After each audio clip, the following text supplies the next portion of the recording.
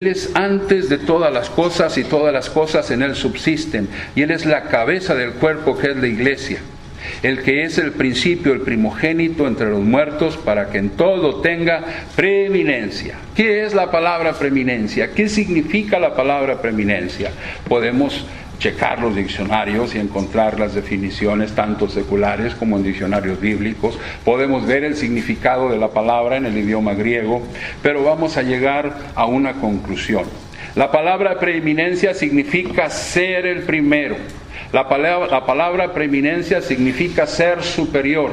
La palabra preeminencia significa que no hay nadie arriba de ti ni tan siquiera igual a ti. Y Cristo tiene la preeminencia en todo. En aquel entonces, cuando Pablo escribió esta carta, existían ciertos grupos de personas que no reconocían la preeminencia del Señor Jesús. Aquellos grupos se consideraban y se autoproclamaban como creyentes en Cristo, mas su doctrina estaba llena de error, plagada de muchas herejías que ponían en peligro y en gran riesgo a los creyentes verdaderos. Aunque muchos siglos han transcurrido desde aquellos tiempos hasta hoy, el mundo actual también se encuentra bajo la influencia de estas falsas doctrinas. De estas falsas doctrinas que ponen en riesgo la salvación de aquellos que se adhieren a ellas y se apartan de la verdad del Evangelio de Cristo. Todavía existen aquellos que le quitan a Cristo la preeminencia para otorgársela a una imagen. Todavía hay aquellos que le quitan a Cristo la preeminencia para otorgársela a algo o a alguien más. Pero Cristo es el primero y debe ocupar el primer lugar. Él debe ser el número uno. Él es el más importante. Por eso vamos a ver 3 puntos muy importantes en cuanto a la preeminencia de Cristo. Cristo es preeminente por lo que es Él. Cristo es preeminente por quien es Él. Algunos dicen que Jesús fue un gran maestro. Su servidor pudo hablar en una ocasión con una persona de nacionalidad hindú. Cuando me tocaba viajar, y ustedes saben que los hindúes son los dueños de todos los hoteles aquí en Estados Unidos. Allí llegué a la oficina de este hombre, desarrollé cierta amistad con él, y allí en su oficina él tenía una imagen de Cristo, un cuadro de Cristo. Y entonces yo le pregunto, ¿tú crees en Cristo? Dice, sí, yo creo en Cristo. ¿Y qué es Cristo para ti? Yo pensaba que él me iba a decir, Él es mi Salvador. Pero él dice, es el gran maestro. Para algunos entonces Cristo es un gran maestro. Por supuesto que lo es, pero Cristo es algo más. Mucho más que un maestro. Para otros Cristo va a ser solamente un profeta, y Cristo es un profeta y fue un profeta, pero es mucho más que un profeta. En Él habita corporalmente toda la plenitud de la deidad. Él es Dios, por eso es preeminente. La Biblia dice allá en Juan capítulo 1, verso 1 en adelante, en el principio era el Verbo, y el Verbo era con Dios, y el Verbo era Dios. Este era en el principio con Dios. Todas las cosas por Él fueron hechas, y sin Él nada de lo que ha sido hecho fue hecho. Cristo es el creador de todas las cosas. Cristo es Dios hecho hombre. Cristo es Emmanuel, Dios con nosotros. Cristo es Dios porque Él mismo dijo, yo y el Padre uno somos. Cristo dijo, antes que Abraham fuese yo soy, declarando así su eternidad. Jesús es el pan de vida. Jesús es la luz del mundo. Jesús es la puerta de salvación. Jesús es la resurrección y la vida. Jesús dijo, yo soy el camino, la verdad y la vida, y nadie viene al Padre sino por mí. Todo aquel que cree en Jesús no morirá eternamente. Jesús es el autor y consumador de nuestra fe. Jesús es el alfa y el omega. Jesús es el principio y el fin. Jesús no fue creado, pues Él es, el que era y el que ha de venir. Jesús tiene la preeminencia porque Él es Dios. También Cristo tiene la preeminencia por lo que hizo. Hemos dicho que Cristo, siendo igual a Dios, no estimó el ser igual a Dios como cosa a que aferrarse. Estando allá en el cielo, se humilló y vino a morir. Y vino a morir por todos nosotros. Jesucristo fue tratado como el peor criminal. no siendo un criminal. Jesucristo sufrió en nuestro lugar, los verdaderos criminales. Cristo fue azotado con el látigo romano, ese látigo especializado en arrancar la piel, ese látigo especializado en lacerar, en herir. Cristo sufrió los látigos, Cristo sufrió los azotes.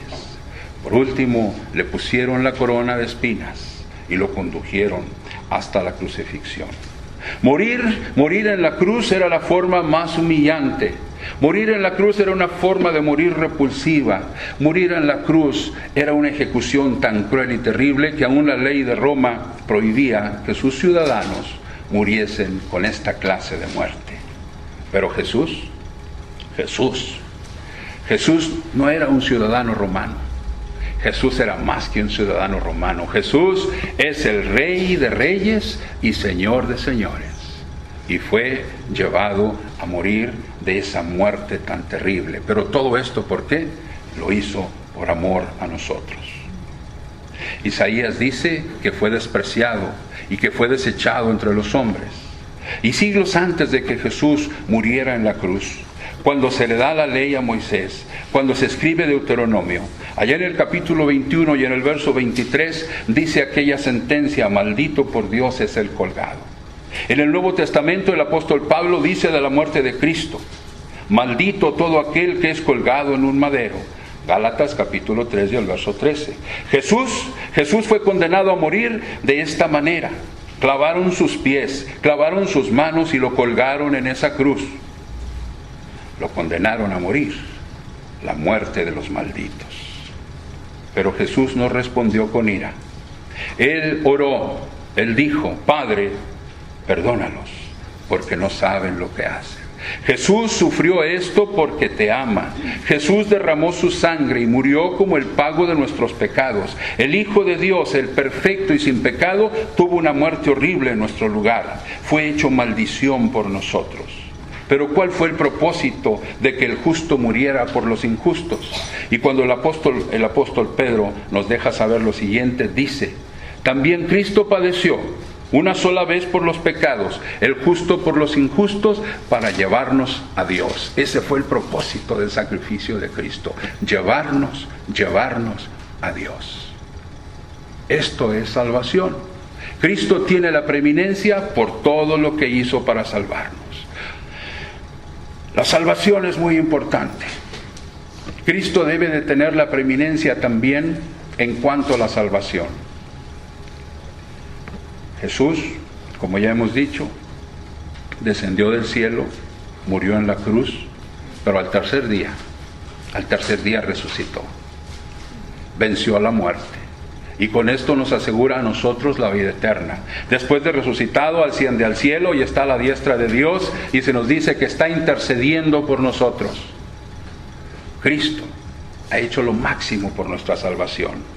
Entonces, ¿por qué alguien podría poner su confianza en otro lugar que no sea Cristo para salvarse?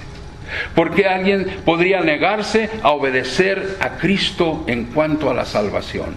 Lamentablemente, mucha gente hace exactamente eso. No le dan a Cristo la preeminencia para salvarse. Muchos esperan salvarse a sí mismos pensando que son mejores personas que otros. Muchos piensan y confían en sus buenas obras. No he pecado tanto, no he matado a nadie, no he hecho tantas cosas malas. Quieren salvarse con sus buenas obras. Pues malas noticias porque Dios sabe que en el corazón del hombre no mora el bien. Romanos capítulo 7 y el verso 18, así lo dijo el apóstol Pablo. Dios conoce y sabe que el corazón del hombre, ¿cómo es? Es engañoso y es perverso. Así lo dice Jeremías en el capítulo 17 y el verso 9. Dios ve los pecados pasados, presentes y futuros, aunque la persona que se quiere justificar no los vea. Dios ve exactamente que nuestras obras, buenas, entre comillas, son como trapo de inmundicia. No podemos justificarnos con nuestras propias obras. Mejor no presentemos esta justificación de trapos de inmundicia, sino presentémonos con la sangre de Cristo como de un cordero limpio y sin mancha. Alguien más podrá decir, yo creo en Cristo, pero el decir yo creo en Cristo, decir que yo creo que murió por mis pecados, eso no nos salva. Santiago dice que los demonios también, ¿qué? Creen y tiemblan. Otros pueden decir, yo oré, yo le pedí a Dios que me salvara, yo le pedí a Dios que entrara en mi corazón, y alguien dice por allí con cierta razón que esta oración del pecador para que se salve es la que va a mandar a mucha gente al infierno. Le dan la preeminencia a una oración que fue inventada por los hombres. No, Cristo debe de tener la preeminencia en cuanto a salvación se refiere. Darle la preeminencia a Cristo es obedecerle. Y Él dijo, id por todo el mundo y predicar el Evangelio a toda criatura. El que creyere y fuere bautizado será salvo, mas el que no creyere será condenado. Eso es darle la preeminencia a Cristo.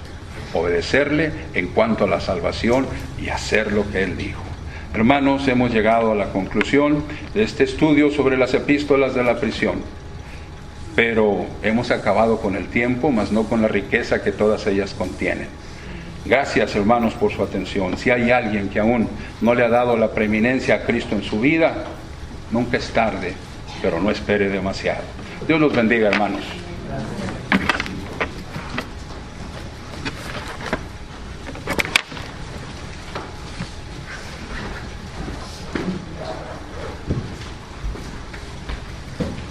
Vamos a entonar el himno número 3. Invocación a la Trinidad.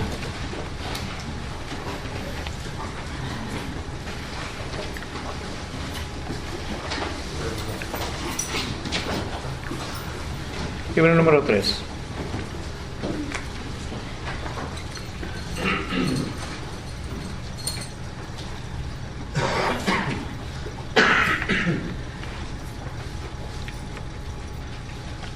Oh Padre eterno Dios, alzamos nuestra voz en gratitud de cuanto tú nos das por sin igual amor, hallando nuestra paz en ti, Señor.